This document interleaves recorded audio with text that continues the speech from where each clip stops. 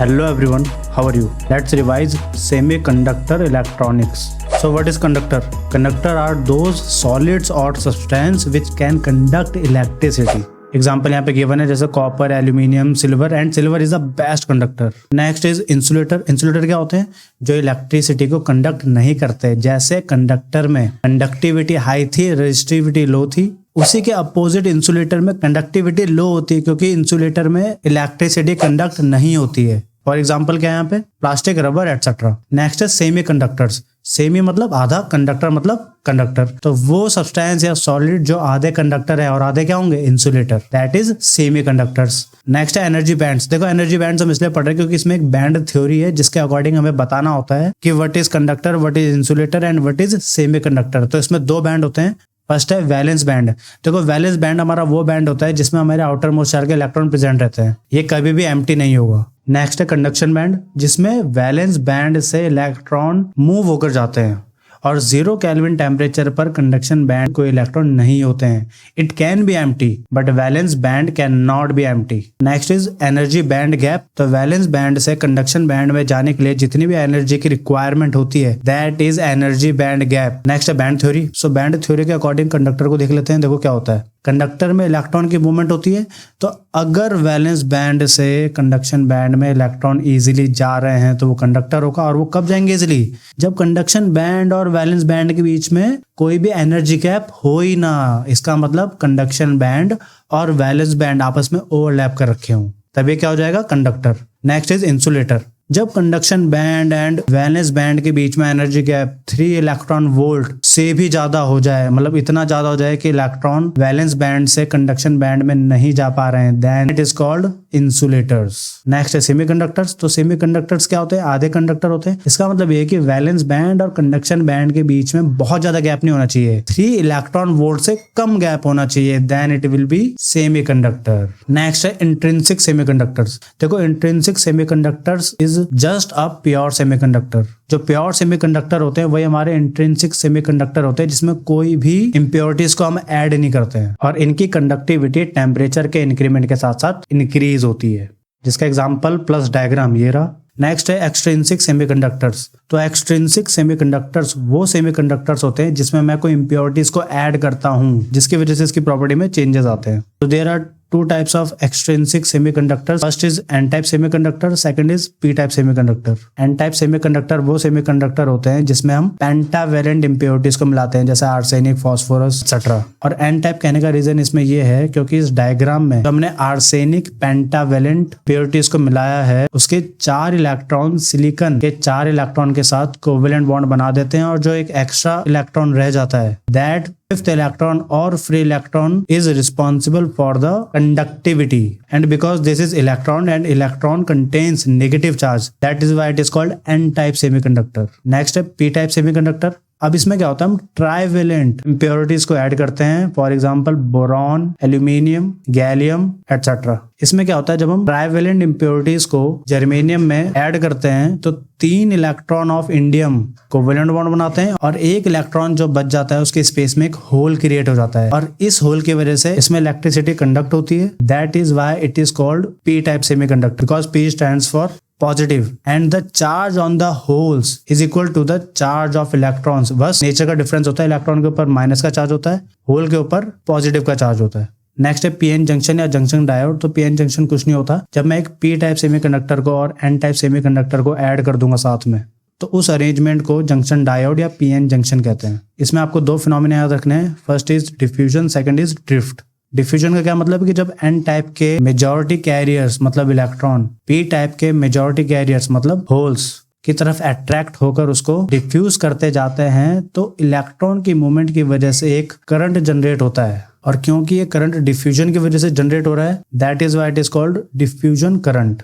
और जहां से इलेक्ट्रॉन जाता है उसके पास पॉजिटिव चार्ज आ जाता है और जहां पर इलेक्ट्रॉन जाता है वहां पे नेगेटिव चार्ज आ जाता है. अब क्योंकि पॉजिटिव और नेगेटिव चार्ज यहाँ पे डेवलप हो गए हैं उस वजह से यहाँ पे एक positive to negative internal electric field generate होता है जिसकी वजह से एक पोटेंशियल डिफरेंस सेट होता है. वो पोटेंशियल डिफरेंस यहाँ पे पोटेंशियल बैरियर की तरह काम करता है बिकॉज अब फर्दर कोई भी डिफ्यूजन का प्रोसेस नहीं होगा और जब फर्दर डिफ्यूजन का प्रोसेस नहीं होगा तो जितने भी नेगेटिव वाले थे ये पॉजिटिव की तरफ अट्रैक्ट होंगे due to electric field, and positive वाले नेगेटिव की तरफ अट्रैक्ट होंगे।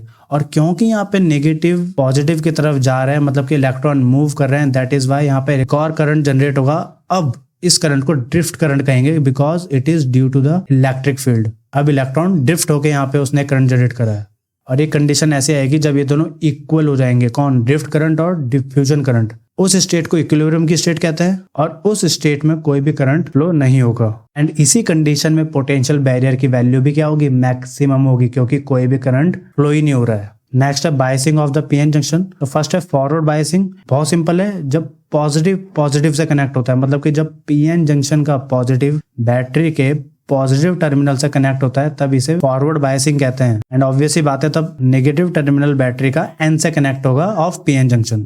इसमें क्या होता है, एक्सटर्नल बैटरी जो हमने लगाई हुई होती है उसका डायरेक्शन ऑफ इलेक्ट्रिक फील्ड और पीएन जंक्शन के इंटरनल इलेक्ट्रिक फील्ड जो जनरेट होता है उसका डायरेक्शन दोनों अपोजिट होते हैं, जिसकी वजह से डिप्लीशन लेयर या पोटेंशियल बैरियर की वैल्यू कम हो जाती है और इलेक्ट्रॉन इजीली फ्लो कर पाते हैं थ्रू डिप्लीशन लेयर, क्योंकि उसकी विड्थ अब क्या हो गई? कम हो गई, जिसे फॉरवर्ड करंट कहते हैं, जिसे मेजर किया जाता है मिली एम्पियर में, और इसकी वैल्यू रिलेटिवली हाई होती है। जिसका डायग्राम प्लस स्टेटमेंट ये रही। नेक्स्ट है रिवर्स बायसिंग। रिवर्स बायसिंग में क्या होता है? उल्टा होता है। जब पीएन जंक्शन का पी रीजन बैटरी के नेगेटिव टर्मिनल के साथ ऐड होता है तब ये रिवर्स बायस होता है। तब ऑब्वियसली बात है कि जो N region of PN junction है वो कनेक्टेड होगा बैटरी के पॉजिटिव टर्मिनल से, और इसमें क्या होता है, जो पीएन जंक्शन की इंटरनल इलेक्ट्रिक फील्ड की डायरेक्शन होती है वो बैटरी के एक्सटर्नल इलेक्ट्रिक फील्ड के सेम डायरेक्शन में होती है। तो इसमें डिप्लीशन लेयर इंक्रीज हो जाती है, और जब इसमें डिप्लीशन लेयर इंक्रीज होगी तो इजीली इलेक्ट्रॉन ट्रांसफर नहीं हो पाएंगे, और जब इजीली इलेक्ट्रॉन ट्रांसफर नहीं हो पाएंगे तो इसमें करंट की वैल्यू बहुत कम होती है, जिसे रिवर्स करंट कहते हैं। ये अप्रॉक्सीमेट माइक्रो एम्पियर में होती है, जिसका डायग्राम ये रहा एंड स्टेटमेंट ये रहा। नेक्स्ट है वीआई कैरेक्टरिस्टिक्स। इसमें क्या होता है, फॉरवर्ड बायस में स्टार्टिंग में करंट बहुत धीरे धीरे इंक्रीज करता है और एक वोल्टेज ऐसा आ जाता है जिस पर करंट की वैल्यू सडनली इंक्रीज हो जाती है, जिसे नी वोल्टेज कहते हैं। नेक्स्ट है रिवर्स बायस। तो इसमें भी सेम वही होता है कि पहले रिवर्स करंट की वैल्यू धीरे धीरे इंक्रीज होती है और एक सर्टेन वोल्टेज पर एब्रप्टली चेंज होती है, मतलब कि सडनली इंक्रीज होती है, जिसे ब्रेक डाउन वोल्टेज कहते हैं, जिसका डायग्राम ये रहे। नेक्स्ट है PN junction diode as a rectifier. तो सबसे पहले आपको ये बताना चाहिए what is rectifier. Rectifier is a device which convert AC signal to DC signal, that's it. तो देखते हैं PN junction diode as a half wave rectifier. देखो हाफ वेव का मतलब पहले समझ लो, जिसमें पूरी एसी सिग्नल की वेव रेक्टिफायर नहीं होगी, हाफ होगी। कैसे होगी अब यहाँ देखो। इसमें क्या होता है, ट्रांसफार्मर में एक पीएन डायोड लगा के रखते हैं, और जैसे मैं प्राइमरी कॉइल में एसी सोर्स ऐड करता हूं तो उसके पॉजिटिव हाफ साइकिल के लिए आप ऐसा मान सकते हो कि P1 नेगेटिव है एंड P2 पॉजिटिव है। तो due to induction S1 positive हो जाएगा, S2 नेगेटिव हो जाएगा। तो जब S1 पॉजिटिव हो गया और S2 नेगेटिव हो गया तो पीएन डायोड का P पॉजिटिव से ऐड हो गया और N नेगेटिव से ऐड हो गया। इस कंडीशन में डायोड फॉरवर्ड बायस्ड है और इस सर्किट में इजीली करंट फ्लो होगा, जिसका डायग्राम ये आउटपुट वोल्टेज में देख सकते हो आप। नेक्स्ट कंडीशन समझो कि during negative half cycle P1 positive हो जाएगा, P2 नेगेटिव हो जाएगा, और उसी के रिस्पेक्ट में S1 नेगेटिव होगा, S2 पॉजिटिव होगा।